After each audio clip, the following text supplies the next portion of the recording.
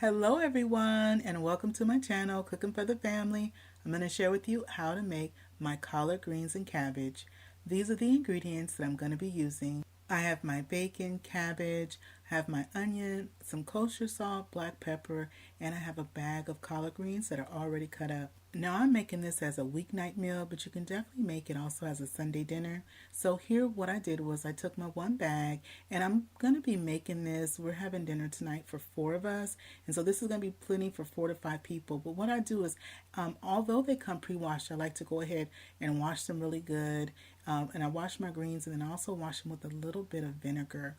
But you see these hard pieces that I'm showing you? These hard pieces, there's a lot of them in there, the stems. I go through and I pick most of the stems out. I feel like it just crowds my pot and I really don't need them. So I pick out the majority of those.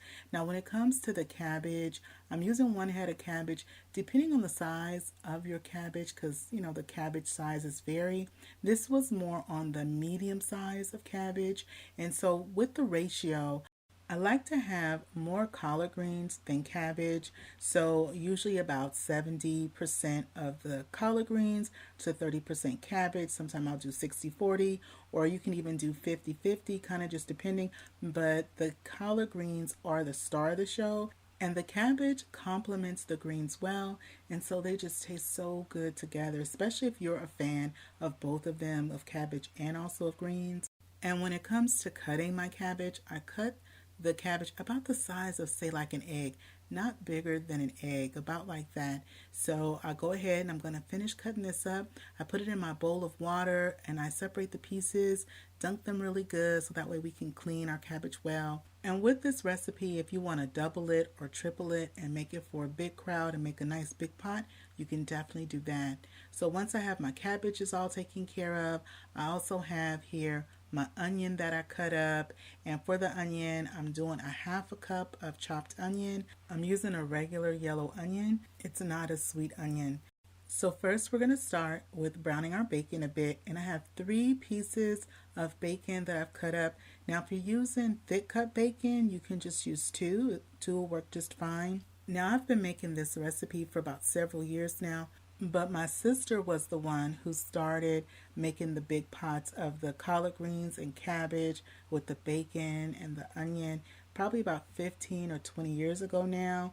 And so she would bring it for Thanksgiving or Christmas, or we'd have a gathering and she would bring the collard greens and cabbage, and it has always been a hit, and so I wanted to share it with y'all. So once I have the bacon and it's mostly done, you don't want it to be where it's too overly done, because you don't want it to burn on you, and so because you don't want that burnt taste throughout your meal, throughout your pot. And so once it's mostly done, then I go ahead and I add in the onion. And I'm going to saute my onion till my onion is nice and soft. The bacon is going to continue to cook. The onion is going to become nice and translucent. All those good flavors we're building into our pot. Now once my bacon is done and it's crispy around the edges and my onion is nice and soft, and you don't want to have your pot up too high because you don't want your onion to start to brown on you or caramelize on you. You don't want that. So you want it to look kind of like that, and then just keep sauteing it. You're going to also be building up a little bit of that fond in the bottom of your pot with the bacon and with the onion. So then I'm going to go ahead now, I'm going to add in our greens. And what I do for my dinner, once I get what takes the longest to cook, and greens can take anywhere from 45, you want them nice and tender, so greens could take 45 minutes to more than an hour to become nice and tender, depending on how much greens that you have, how big your pot is, and how many greens you're cooking.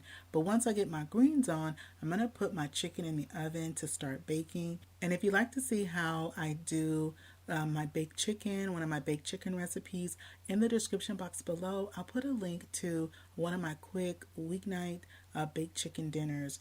Now once I add my collards to my pot, I mix them around so they can get incorporated with the bacon and the onion.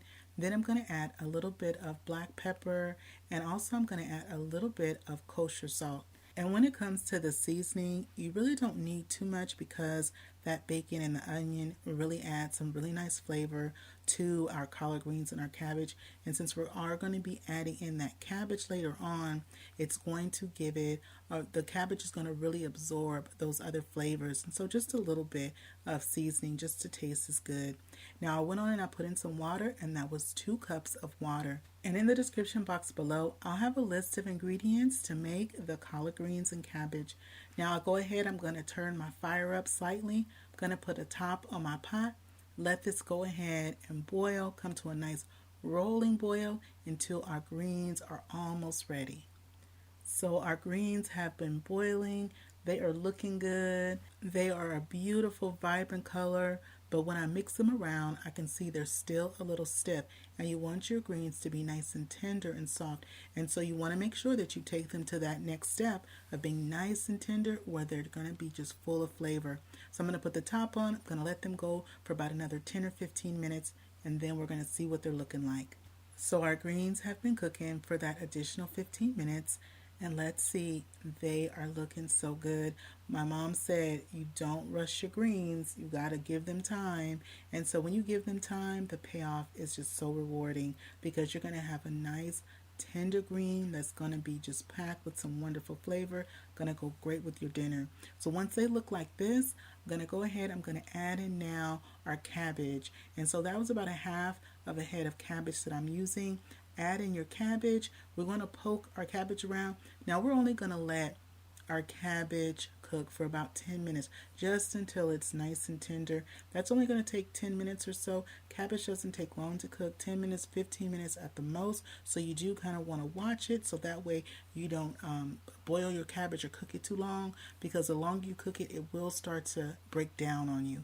And so you don't want it to break down and just be all in the pot in these tiny pieces. So you want to make sure you're just going to cook it for about 10 to 15 minutes. And you want to be sure to mix it around real good and poke it down into that liquid, or that pot liquor that we always call. You want to put it down real good in that nice pot liquor, so it starts to really absorb the flavor. The cabbage does, of our pot liquor that we got in our pot that we have been building up. So I'm going to put the top on. Now before I put the top on, if I need a little bit more water, I'm going to add a little bit more.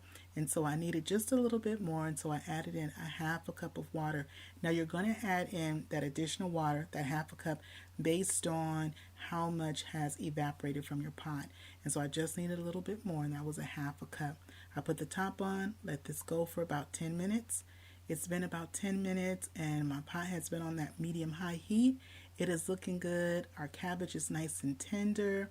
I'm going to just go ahead and taste it for flavor and for seasoning. Then I'm going to put our plate together, and we're going to enjoy some dinner. Well, this is our dinner plate for the night.